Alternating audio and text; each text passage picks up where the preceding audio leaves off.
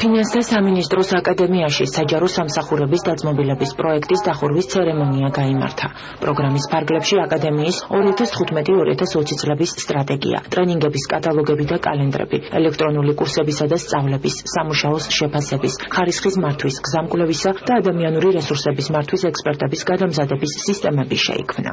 უწყების ხელმძღვანელის ნოდარ ხადურის განცხადებით, პროექტის მიზანს აკადემიის სტრატეგიული მენეჯმენტის შესაძლებლობების გაძლიერება წარმოადგენს. აღნიშნული პროგრამა ევროკავშირის დაფინანსებით ფინეთისა და ესტონეთის კონსორციუმების ინიციატივით განხორციელდა. ღონისძიებას ფინანსთა მინისტრი ნოდარ ხადური, ევროკავშირის ელჩი საქართველოში იანოშ ჰერმანი, ფინანსთა სამინისტროს აკადემიის დირექტორი თამარ ჯაფარიძე, დიპლომატიური კორპუსის წარმომადგენლები და სხვა მოწვეული სტუმრები ესწრებოდნენ. წლინახევრის განმავლობაში ჩვენს ფინელ და ესტონელ კოლეგებთან ერთად მუშაობდით იმისათვის, რათა საქართველოს ფინანსთა სამინისტროს აკადემიის შესაძლებლობები გაგვევითარებინა, მიგვიახლოვებინა იმ სტანდარტებისათვის, რომელთაც ევროკავშირი მუშაობს. მე მადლობა მინდა გადაუხადო ევროკავშირის წარმომადგენლობას, რომლის ფინანსური მხარდაჭერითაც მოხერხდა ჩვენს ფინელ და ესტონელ მეგობრებს ასევე და მე ვფიქრობ, რომ საკმაოდ სერიოზული ნაბიჯი გადავდგით, ნაბიჯი წინ, ნაბიჯი ევროპისაკენ. ეს პროექტი აკადემიაში ხორციელდებოდა 2013 წლიდან და მის ფარგლებში ძალიან ბევრი დადებითი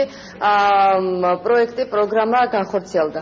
მათ შორის აღსანიშნავია აკადემიის სტრატეგიის შემუშავება, რომელიც მიზნად ისახავს განსაზღვროს ზუსტად აკადემიის სტრატეგიული მიმართულებები, თუ რას ემსახურება ის და როგორც მოხსენებათ, აკადემიის მთავარი მიზანი არის საქართველოს საზოგადოების ყველა სეგმენტს შესავაწოს საუკეთესო ხარისხის მათ საჭიროებებზე მორგებული ტრენინგები.